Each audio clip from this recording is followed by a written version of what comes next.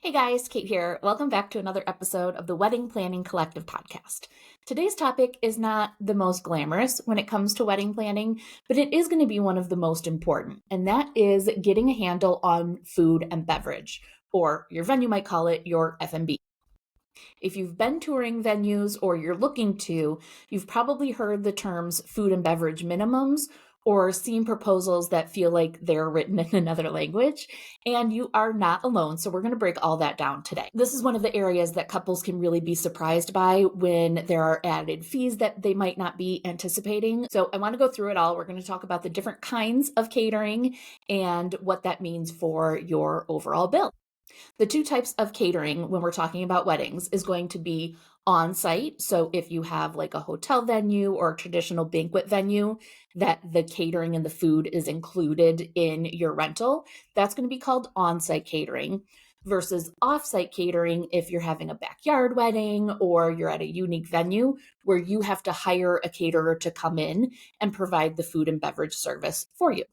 Let's start by talking a little bit about on-site food and beverage first. This is more all-inclusive. So when you're booking a traditional venue or a hotel, you're going to work with their catering team on site, and their chef is going to help determine what your menu options are, what the bar packages are. They'll have the staffing and all of that. So that's why we call it all-inclusive, because it's pretty straightforward. Not that like it includes your flowers and your DJ and all of that. But from a food and rental standpoint, you're going to pretty much have one point of contact, and that is going to be your venue. With this kind of caterer, there's two different kinds of fees that you're going to be looking out for from the beginning.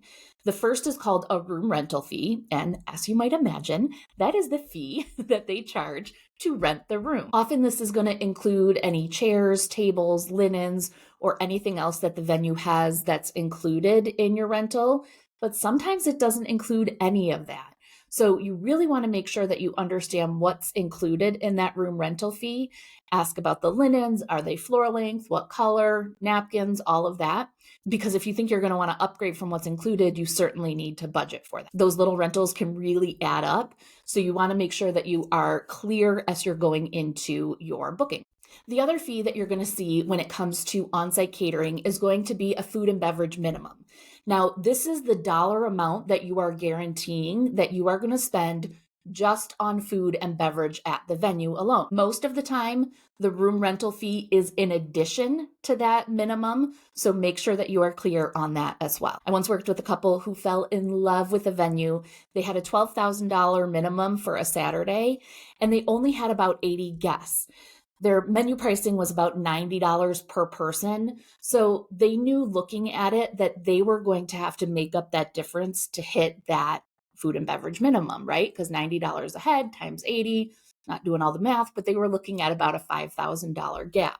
To them, the venue was worth it. And we got creative by adding in signature cocktails, some late night snacks, and we upgraded their bar so that they were able to hit that food and beverage minimum. Did they need those things? Absolutely not. They could have had a much cheaper wedding if they had gone to a different venue.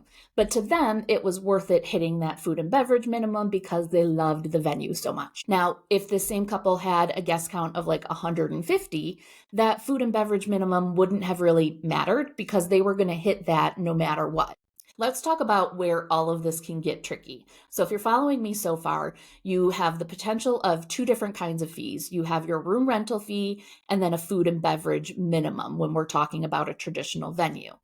There are also some other fees that are super common for couples to overlook. Some venues intentionally leave it out, but most of the time it's just something that's not brought up in the initial tours and conversation as you're looking at venues.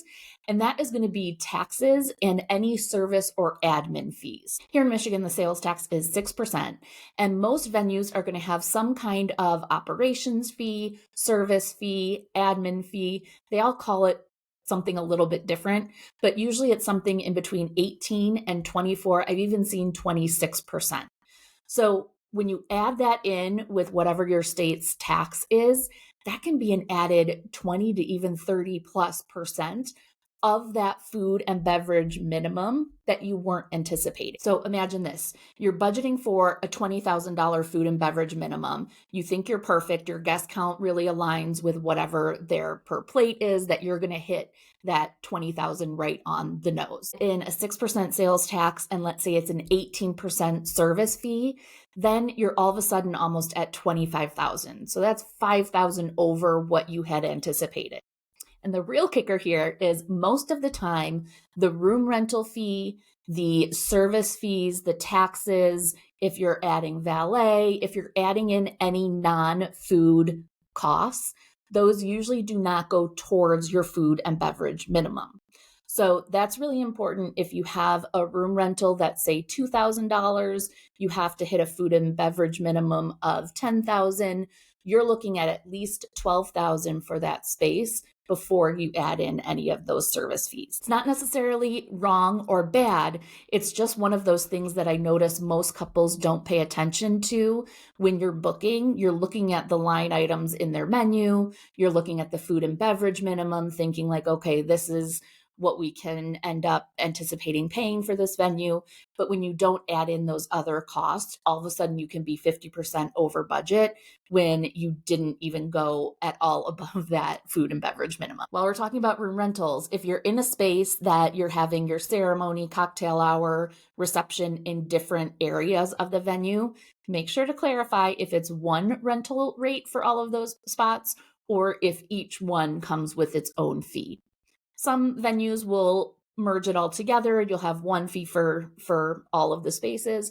Others itemize it out so that you have to pay for each room that you're accessing. We touched on this a little bit, but sometimes venues are offering discounts that aren't really discounts when it comes to food and beverage minimums. Many venues will offer either off-season food and beverage minimum pricing or a lower minimum for Fridays or Sundays.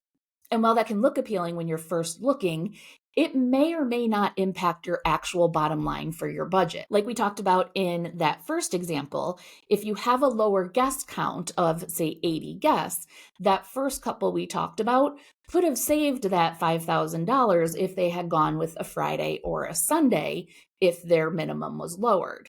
However, the couple that had 150 guests, that's not going to make a difference because usually the price on the menu is not what's discounted, it's the minimum. So can a Friday or a Sunday really save you? Can an off-season versus prime season date really save you? Often it's all based on those minimums. So if you have a lower guest count, you can really take advantage of some of those deals. But if you're going to have a high guest count, regardless of the day, it might not make a difference in your pricing going from an off season or off weekday versus prime wedding season Saturdays. I had a couple ones that really loved a venue, but it was a little bit out of the initial budget that we broke down.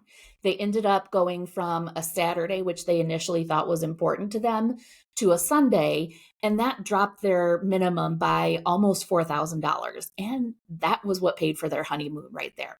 So for some people, it's going to definitely be worth it. For others, maybe not so much, but that's exactly why we talk about those priorities in the early stages of planning. Okay, let's shift things and talk about offsite food and beverage. And this is the more build it yourself kind of option compared to the all-inclusive option. Most of the time, offsite catering is going to come into play if you're having a backyard wedding, if you're booking a unique venue like a barn, a museum, or somewhere that doesn't offer catering on site. And this is where your options and responsibilities can multiply by 1,000. There are also two types of catering when it comes to offsite catering.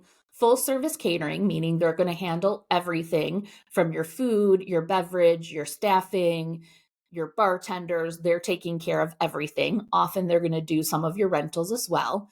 To a drop-off caterer where they're simply supplying the food and you need to handle the rest. I once had a day of coordination client that was having a backyard wedding.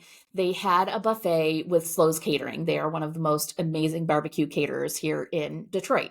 What they didn't realize is when they had booked a few months earlier, they hadn't opted in for the full service catering.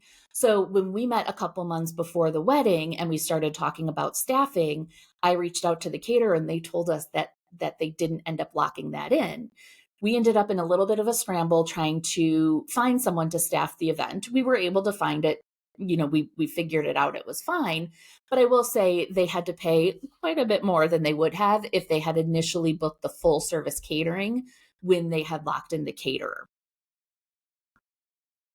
It also made for a little bit more work because there was a disconnect from what the caterer was bringing versus who was supplying the staffing. So we had to educate them on what was being brought in and what needed to be replenished and all of those things that we wouldn't have had to do if the caterer was the one supplying the staff. Not a huge deal breaker, but certainly a headache that the couple would have rather avoided by just booking the full service caterer from the beginning. Another potential area for missing costs is the pop-up kitchen or prep area that most offsite caterers are going to need. So when we're talking about a backyard venue, there typically isn't a kitchen that's available for the caterer, or maybe they can use your kitchen, but they usually need to have some kind of prep space. More often than not, this is a pop-up tent or the garage or some kind of setup that we're putting off to the side of the main tent. But we also have to include hot boxes, tables, extra linens, a whole bunch of other stuff that goes into this prep area. It might not be the most glamorous, but it is definitely effective, and it keeps all of the messiness of like the back of the house of a restaurant out of the way of the guests. So think about it like you're at a more traditional venue. You see the wait staff coming in and out of the doors from the kitchen, but you don't want to see the chaos that's happening in the kitchen, right? Or I should say the kitchen doesn't want you to see the chaos that's happening in the back of the house. Same is going to go with your catering prep. It's going to be messy, it's going to be busy, it's going to be chaotic, but it's a controlled chaos, right? It's what your caterer will know how to deal with, but it's not often the most pretty vibe. So you definitely want to have a space that is separated from your guest seating in order to make sure that they have what they need to have an amazing meal prepped and ready for you guys, but without invading the guest space and totally interrupting the event. And on that note, while you're talking to your caterer, if you have an offsite caterer, make sure to ask about your menu choice and if that's ideal for the setting that you're going to be in. If you're at a venue that has warming ovens, that has a stovetop, that has access to some of these other actual cooking items, then that might save you from having to rent portable ovens or other things that they would need to bring in. If you don't have access to any of that, choosing a menu that allows them to prepare everything offsite and simply keep it warm and fresh before the meal can really help you from having to rent all of that extra equipment. Let's talk a little bit more about staffing and cleanup. So when you're talking about full service catering, you're not just paying for the actual food, you're paying for the wait staff, the bussers, the bartenders, setup and tear down crew, all of the things that happen in the background that you don't want to have to worry about. And let me tell you, a nightmare scenario is when guests finish dinner, the caterer leaves because they're done with the dinner service. And then you're left with no one cleaning up the dessert plates, late night snack, any of the glasses from the bar. And it looks like a frat party by 9 p.m. So while you don't need the full staff to stick around through the end of the night, the chef can certainly head out depending on your guest count. Maybe, 5 or 6 of the wait staff can take off, but you want to have at least a few people that are on site through the end of the night that are responsible for continuing to bus tables, take out the trash, and generally clean up. So at the end of the event, you're not looking around at like a complete nightmare of a cleanup. And on that note, most venues will require you to take garbage with you at the end of the night, or just make sure it's put in the dumpster. Talk to your caterer about who handles that and where it needs to go, especially if it needs to go offsite. You do not want to be packing up the trash from a 100+ person wedding and putting it in the back of your personal vehicle. Let's talk about the confusing issue of catering gratuities and tipping. Whether we're talking about offsite or onsite catering, it can be really confusing and murky. Sometimes that operation, admin, or service fee we discussed earlier, that 18 to 24%, sometimes that is considered a gratuity that's given to the staff. I will say more often than not, though, it is not. It is considered the admin fee. So it is like the cost of having that full service person that's organizing all of the staffing and the details for you. Many couples will assume that 18 to 25% is a gratuity and accidentally end up stiffing the wait staff because they don't include any extra gratuity on there. I will also mention, though, that wait staff for an event is typically paid at a much different rate than you would see at a restaurant, where, at least here in the States, they don't make so much per hour. They make the majority of their money with their gratuities. So if you stiff somebody at a restaurant, that means a lot more than if you stiff somebody at a wedding. But every caterer is different. So please make sure that you're clarifying that with whoever your contact person is with your caterer. And while we're talking about that, make sure you're also asking if there's going to be a tip jar on the bar. It's about 50-50 whether couples want to allow their guests to tip or if they want to handle this separately. Either way, some of our couples would be horrified to know that there is a tip jar out at the bar. And I've had other couples insist that it's put out, even if they are tipping, because they've worked in the service industry and they know that you make most of your money with the tips. Either way, just make sure that you're clarifying with whoever your bar service is if you do or do not want to have that tip jar out. To sum things up, offsite catering is certainly simpler, but it does come with some added fees and things that you need to pay attention to. Offsite catering gives you a lot more flexibility, but again, you're managing so much more in the process of planning. In both cases, you just really want to make sure you're going over all of the details in advance so that you're not surprised by unexpected costs that take you way out of your comfort zone. And if you are leaning towards a backyard wedding or a unique venue where you need to bring all of this in, make sure that you're grabbing my free backyard wedding guide. It includes all of the details we've talked about, lots of checklists, and some other things that you may not have thought about. You can grab it at planningcollective.com/free guides. But I will say, as a heads up, in case you're listening to this episode down the road, the backyard wedding guide and the What Am I Forgetting guide are both currently free resources that are offered at planningcollective.com/free guides. But I will say they will soon only be found in the Planning Collective membership. So make sure you grab that free resource while it is free. And if you're listening to this in the future, you can grab those in the Planning Collective membership. Thank you so much for joining today. And if you found this episode or any of the previous episodes helpful, I would love it if you could take a quick second to rate, review, and subscribe. It would mean so much to me, and it will help other couples find the help that they need. Thank you so much, and I will see you in the next episode.